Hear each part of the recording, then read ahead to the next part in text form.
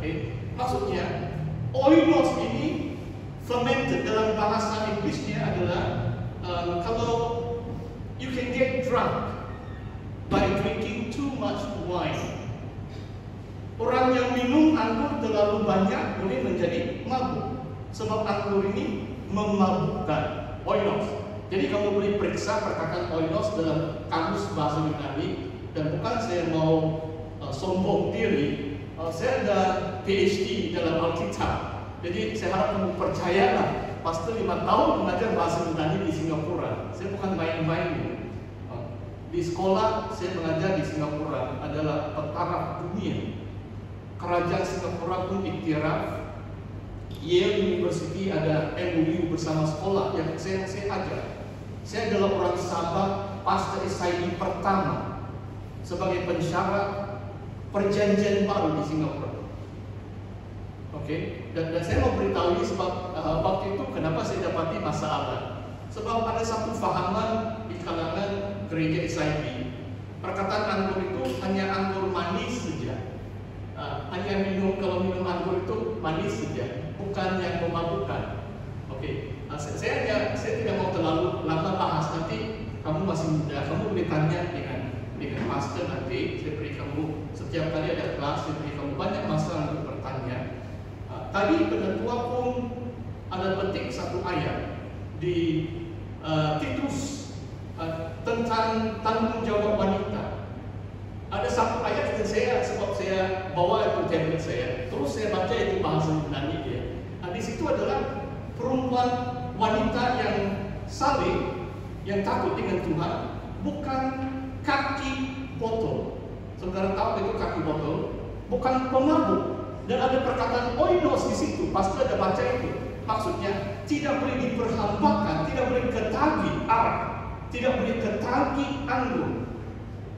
Itulah wanita yang saleh. Dia tidak boleh pemabuk, dia tidak boleh minum banyak anggur sebab anggur itu memabukkan. Dan perkataan Yunani dalam Titus bab yang kedua itu secara jelas orang boleh jadi alkoholik, dia ketagih anggur, diperhambakan dengan anggur. Itu perkataan itu dalam Titus. Saya sudah lihat dalam bahasa aslinya, bahasa Yunani. Dan saya mau jelaskan ini supaya kita memahami. Oke, pasti sekarang beritahu beberapa sebab kenapa mereka minum anggur di Israel. Kalau dalam abad yang pertama, kalau pesta atau perayaan, apalagi majelis perkawinan, pesta Pentakosta, pondok daun dan sebagainya, memang waktu mereka buat keramaian atau ada sesuatu pesta, anggur itu minuman biasa, Okay. Memang yang penting itu jangan mabuk lagi. Itu minum anggur kalau budaya orang Yahudi itu sesuatu yang biasa, khususnya waktu perayaan atau pesta seperti dalam majelis perkawinan ini. Jadi mukjizat pertama Tuhan Yesus adalah menukar atau mengubah air itu kepada anggur. Okay. Sebelum saya teruskan, saya tidak mau terlalu panjang bahas perkataan anggur ini. Cuma saya mau beri sedikit masa untuk kita bertanya, termasuk yang dewasa pun. Sebab poin ini kontroversi. Yang 2003 itu selesai sudah itu. Majelis sidang waktu itu, sebab waktu itu saya pengurusi dan sebab saya ditanya kenapa pahaman saya tentang anggur itu memabukkan. Semua majelis sidang waktu itu, itulah saya bertahan. Saya pastor di SID Bikas 5 tahun 3 bulan. Bila saya letak jawatan, 6 bulan mereka coba menahan saya. Mereka tidak mau saya pergi, berhenti waktu itu. Jadi maksudnya syukurlah. Kalau saya mengajar yang sesat, lama sudah mereka buang dengan saya. Maksud saya cerita dengan kamu. Sebab itu tahun pertama ada sedikit kontroversi karena saya berkhotbah tentang Yohanes bab yang kedua.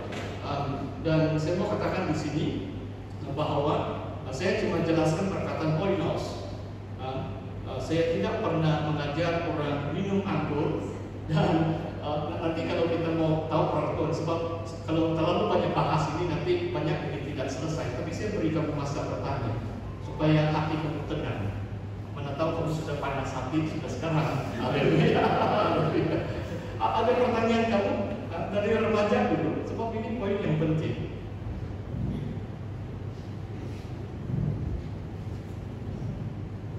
Jadi kamu boleh tengok di dictionary wine ataupun kalau bahasa Yunani di oinos, kamu boleh cari kamus. Dan pastor cukup yakin dengan apa yang saya sampaikan dan supaya tidak ada orang salah paham. Ini bukan anggur manis, bukan grape juice. Kalau oinos itu atau anggur ini, kalau minum dengan banyak boleh memabukkan. Ada pertanyaan? Jangan kemudian diam. Edi, ada yang kamu bertanya? Seperti apa yang Pastor bilang, anggur kalau minum dan wanita. Betul. Kenapa dia boleh memabukkan? Oh ya, sebab maksud perkataan anggur ini kalau di Israel itu itulah perkataan fermented. Nah, saya kurang pasti pula perkataan dalam bahasa Melayu. Maksudnya kalau kena perah itu anggur, ada alkohol. Itu bahan alkohol ini yang memabukkan. Kalau kamu minum bir atau arak itu, papa itu ada alkohol. Ini benda alkohol ini boleh memabukkan. Itulah anggur itu. Kalau sudah melalui satu proses, dia mengandungi satu benda yang disebut alkohol. Dan alkohol dalam anggur itu yang boleh memabukkan. Kalau anggur grape juice, kalau anggur manis itu tidak boleh memabukkan. Sebab anggur manis itu, grape juice itu tidak ada alkohol. Tapi dalam kisah ini, anggur yang perkataan oinos di sini, bila disebut oinos bahasa Yunani dia mengandungi alkohol. Memang kontennya. Kalau kamu tahu arak ataupun alkohol pun kadang-kadang 2% alkohol ataupun ada 11%. Maksudnya sangat kuat itu peratusan alkohol itu, maksudnya cepat mabuk lagi. Sedikit minum pun mabuk sebab tinggi peratusan alkohol dalam minuman itu. Saya harap kamu paham. Okay. Anggur itu mengandungi alkohol yang boleh memabukkan orang kalau minum dengan banyak. Ya, terima kasih. Ada pertanyaan yang lain? Ada pertanyaan yang lain?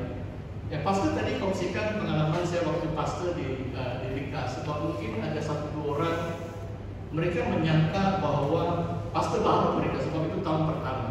Mereka menyangka saya ajar orang minum. Saya pas SIB, saya tahu peraturan SIB kita tidak minum. Jadi tidak pernah saya ajar orang minum. Cuma yang saya saksikan adalah bahwa isu itu rendah, sehingga saya melayani dengan sangat baik.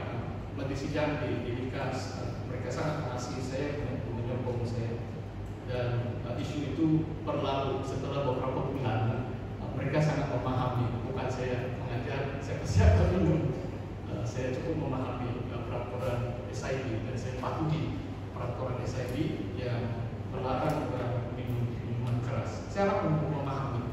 Ya, cuma saya mau jelaskan di firman Tuhan supaya kita bukan, kalau kita salah menafsir, kita berlaku palsu terhadap firman Tuhan. Itu tidak mungkin berlaku. Bagi saya, panggilan saya adalah beritakan kebenaran.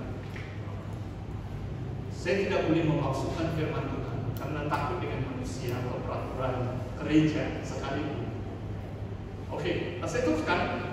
Dan apa yang menarik di situ dalam ini kisah ini, jadi Yesus memberitahu kepada Ibu Yesus, Maria, memberitahu kepada Yesus bahwa mereka kehabisan anggur.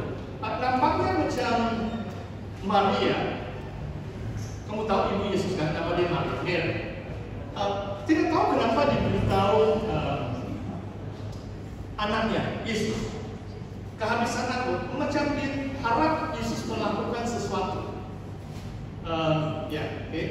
Cuma apa yang dijawab oleh Yesus waktu itu, ini kamu dengar baik-baik, sebab hampir setiap penterjemahan tidak begitu tepat.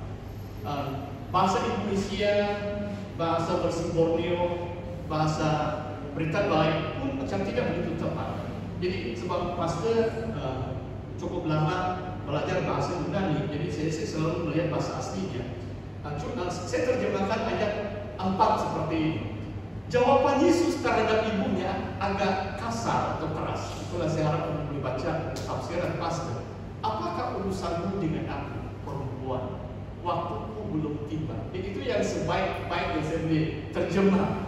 Dari bahasa Yunani, gune dalam bahasa Yunani dia, Yesus tidak memanggil ibunya ibu, kan? Kalau secara sopan tuh, secara lembut tuh, kalau mama saya itu, saya rasa saya belum pernah panggil dia, kamu ini, hai perempuan, kan? Lain kan? Kalau panggil ibu, kamu wanita, dia begitu. Tidak pernah. Saya tidak pernah. Memang saya panggil mama saya, mama, secara formal. Saya tidak pernah memanggil ibu saya kecuali dengan panggilannya biasa itu, yang formal. Tapi kenapa Yesus nampaknya macam tidak begitu menghormati? Mungkin dia merasa sedikit desakan atau tekanan dari ibunya untuk dia melakukan sesuatu. Kenapa Yesus mengatakan waktuku belum tiba? Ini sangat penting. Kalimat ini sangat penting dalam teologi Injil Yohanes. Inilah permulaan pelayanan Yesus. Dan kalau kita tahu tentang Yesus, sebab dia anak tunggal Allah, dia adalah anak kepada Bapa. Maksudnya waktuku belum tiba adalah dari waktu dia masuk dalam pelayanan di khalayak ramai, Yesus hanya mau tunduk kepada kehendak Bapa. Dia hanya mau dengar perintah atau suara dari Bapa. Dia tidak mau siapa-siapa mendesak dia melakukan apapun, termasuk ibunya sendiri. Kamu paham sebenarnya? Ya, ini poin yang sangat penting. Jadi mungkin saya boleh beri sedikit penerapan, sebab kamu masih tunas remaja. Di bawah undang-undang mungkin 18 tahun ke bawah, kamu tidak boleh memilih agama kamu pun sendiri. Kalau kamu mau keluar Kristen, tidak diizinkan kalau di bawah 18 tahun.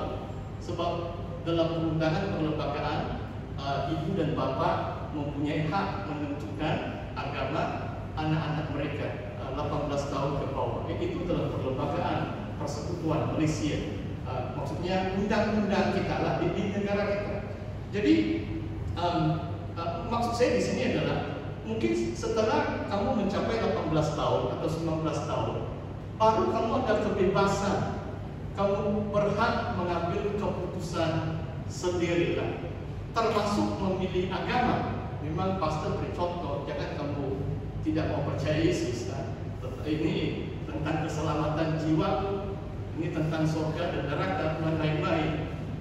Jadi cuma sebagai contoh bahwa bila kita masih di bawah penjagaan ibu bapa, kita tunduk, kita patuh kepada ibu dan ayah kita. Tetapi bila kita dewasa kelak, bila kita menjadi dewasa kelak, kita perlu sudah ada hikmah untuk mengambil keputusan sendiri. Ini saya beri sedikit analogi atau contoh. Pada waktu Yesus mau masuk dalam pelayanan di khalayak ramai, dia tidak mau siapapun menyuruh dia buat apa, termasuk ibunya. Dia mau bebas dari lingkungan atau perintah. Bukan dia tidak menghormati, cuma ayat ini sangat penting. Kita lihat bahwa inilah kali pertama Yesus tidak mau ibunya campur dalam hal bagaimana dia mentaati suara Tuhan.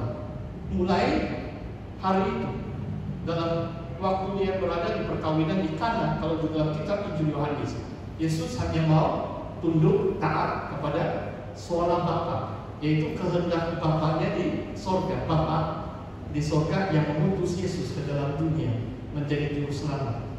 Kamu paham? Boleh? Ada pertanyaan kamu? Boleh bertanya bila-bila. Ini ada interaksi sedikit. Boleh juga duduk dekat. Sebab kata orang perapan itu dekat itu dari mimbar. Kasihan kalau yang hanya malas, hanya live streaming saya akan menonton. Itu rapat hanya mungkin 50%. Haleluya. Pastor main-main. Sebab saya tahu kamu pernah ada yang sesi petang kan. Tapi kalau minggu 2 minggu dari sekarang tidak ada alasan, sudah semuanya kebaktian pagi. Jadi petang lebih fresh kembali untuk menghadiri kelas remaja kalau masih diteruskan itu. Oke, saya teruskan. Jangan kamu segan untuk bertanya. Yang kedua.